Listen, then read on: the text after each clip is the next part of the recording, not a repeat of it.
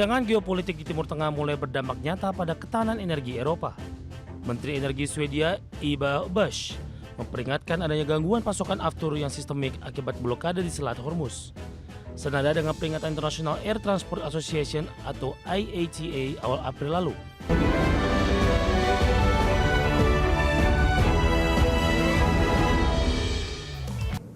Pemirsa, pemerintah Swedia mengeluarkan peringatan dini terkait potensi kelangkaan bahan bakar pesawat atau aftur di kawasan Skandinavia.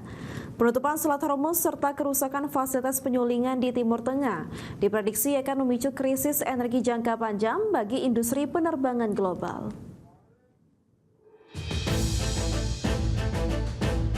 Ketegangan geopolitik di Timur Tengah mulai berdampak nyata pada ketahanan energi Eropa. Menteri Energi Swedia Ebba Busch memperingatkan adanya gangguan pasokan aftur yang sistemik akibat blokade di Selat Hormuz. Senada dengan peringatan International Air Transport Association atau IATA awal April lalu. Meski harga minyak mentah sempat mengalami penurunan, harga aftur diprediksi akan tetap melonjak tinggi akibat rusaknya kapasitas penyulingan di wilayah konflik yang membutuhkan waktu berbulan-bulan untuk pemulihan. Meski saat ini kelangkaan secara menyeluruh belum terjadi, kekhawatiran meningkat karena sekitar 20% pasokan aftur untuk Uni Eropa dikirimkan melalui jalur Selat Hormuz. Direktur Badan Energi Swedia Caroline Aserud menyebut bahwa situasi saat ini sudah tidak normal, di mana fluktuasi harga yang ekstrem telah memaksa sejumlah perusahaan maskapai membatalkan jadwal penerbangan demi alasan komersial dan penghematan stok bahan bakar. Sementara itu, Perdana Menteri Swedia Ulf Kristersson menegaskan bahwa negaranya relatif lebih tangguh menghadapi krisis energi karena mayoritas kelistrikan nasional mengandalkan tenaga nuklir dan hidro. Selain memiliki kapasitas penyulingan yang besar, Swedia juga mendapatkan sebagian pasokan bahan bakar dari Laut Utara. Namun Kristersson memperingatkan bahwa stabilitas ekonomi Skandinavia akan tetap terancam jika konflik Iran dan Amerika Serikat terus memburuk dan mengganggu pasar energi internasional di sepanjang tahun 2026. Berbagai sumber ada Exchange. Guna mewujudkan Indonesia Emas 2045, Ketua MPR RI Ahmad Muzani menekankan pentingnya belajar soal pembangunan dari China. Hal tersebut disampaikan Muzani saat menghadiri China Indonesia Promotional Event for the English edition of Xi Jinping, The Governance of China di Jakarta.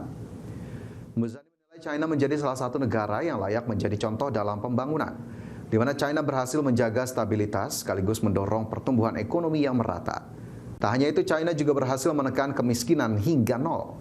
Menurut Muzani, pengalaman kepemimpinan Presiden China Xi Jinping dalam mengelola populasi besar hingga 1,4 miliar jiwa menjadi hal penting yang bisa dipelajari Indonesia untuk mewujudkan Indonesia Emas 2045. Wacana bagi diskursus kita tentang berbagai macam pilihan pembangunan, cara mengendalikan pembangunan, karena itu adalah buku yang sangat penting dari pengalaman Presiden Xi Jinping mengelola 1,4 miliar penduduk Cina dalam pengelolaan ekonomi, menstabilkan dan menenangkan mereka, memberi harapan dan optimisme mereka, serta meyakinkan agar apa yang dipilih oleh pemerintah Republik Rakyat Tiongkok adalah pilihan yang benar bagi masa depan China atau Tiongkok.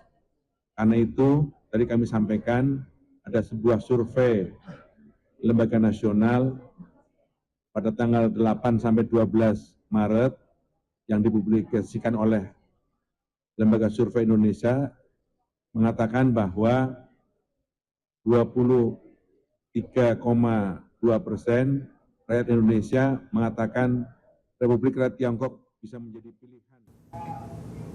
Kepala BP BUMN Doni Oskaria mengungkapkan sebanyak 167 BUMN telah ditutup. Ia mengklaim penutupan tersebut tidak serta-merta mengakibatkan adanya PHK lantaran BUMN masuk dalam proses konsolidasi yang berfokus pada efisiensi bisnis. Sebanyak 167 badan usaha milik negara dinyatakan telah ditutup karena dilakukan konsolidasi. Konsolidasi ini meliputi BUMN di sektor logistik, industri penghortek. Konsolidasi ini meliputi BUMN di sektor logistik, industri perhotelan, asuransi, hingga manajemen aset. Proses konsolidasi pun telah dilakukan BP BUMN setelah berdirinya BPI Danantara.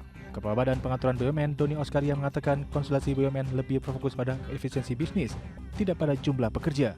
Sehingga Doni memastikan tidak ada pekerja BUMN yang di PHK. Streamlining ini tujuannya untuk karyawan. Jadi tidak usah khawatir, semuanya dilakukan dengan niat baik, tidak usah khawatir untuk karyawan, karena karyawan tidak akan di PHK. Ya, jadi ini adalah proses melakukan efisiensi terhadap perusahaan kita di sisi bisnis prosesnya, bukan di sisi karyawannya. Ya. Jadi karyawannya tidak usah khawatir bahwa ini akan menciptakan perusahaan-perusahaan yang sehat yang justru kedepannya akan bisa dinikmati oleh para karyawan. Dengan adanya konsolidasi BUMN di beberapa sektor, maka jumlah BUMN dan anak usaha BUMN yang mencapai 1.100 perusahaan ditargetkan akan menjadi 257 perusahaan. Proses penyelesaian konsolidasi ini pun akan dilakukan secepatnya karena menurut Doni Oskaria, hal ini telah diperintahkan oleh Presiden Prabowo Subianto. Dari Jakarta, Riki Anwardi, Tim Liputan ID Actional. Pemerintah terus mengejar potensi sumber ekonomi untuk meningkatkan pertumbuhan ekonomi secara nasional. Keputusan Presiden nomor 4 tahun 2026 pun diterbitkan sebagai upaya akselerasi pertumbuhan ekonomi. Koordinator Bidang Perekonomian Erlangga Hartarto mengungkapkan poin-poin penting dari Kepres nomor 4 tahun 2026 adalah akselerasi insentif dan stimulus paket ekonomi yang harus dijalankan semua kementerian dan lembaga yang telah disepakati Presiden Prabowo Subianto. Dalam Kepres terbaru juga dijelaskan bahwa program prioritas pemerintah harus secepatnya diwujudkan di seluruh daerah, termasuk Presiden meminta seluruh jajaran kementerian dan lembaga untuk melakukan terobosan dan inovasi sumber ekonomi yang dimiliki Indonesia. Untuk mengakselerasi program pertumbuhan ekonomi seperti paket ekonomi, stimulus ekonomi, program prioritas pemerintah, dan program utama beberapa kementerian lembaga berdasarkan arahan Bapak Presiden. Kemudian dengan langkah yang strategis dan terintegrasi, juga dilakukan monitoring evaluasi dan juga melakukan terobosan-terobosan untuk mengambil dengan langkah cepat dan strategis. Nah, dalam Satgas akan dibuat 5 kelompok kerja, satu terkait perumusan strategi peningkatan pertumbuhan ekonomi, 2 percepatan implementasi program dan penyelesaian debottlenecking yang selama ini sudah bekerja diintegrasikan. Kemudian yang ketiga terkait dengan regulasi, kelembagaan, dan penegakan hukum. Yang keempat terkait dengan perdagangan, kerjasama ekonomi, hubungan internasional. Dan yang kelima monitoring evaluasi.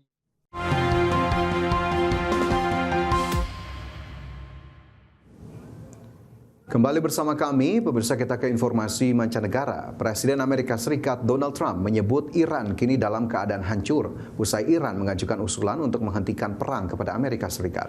Ya, usulan tersebut antara lain mencakup permintaan untuk membuka kembali Selat Hormuz.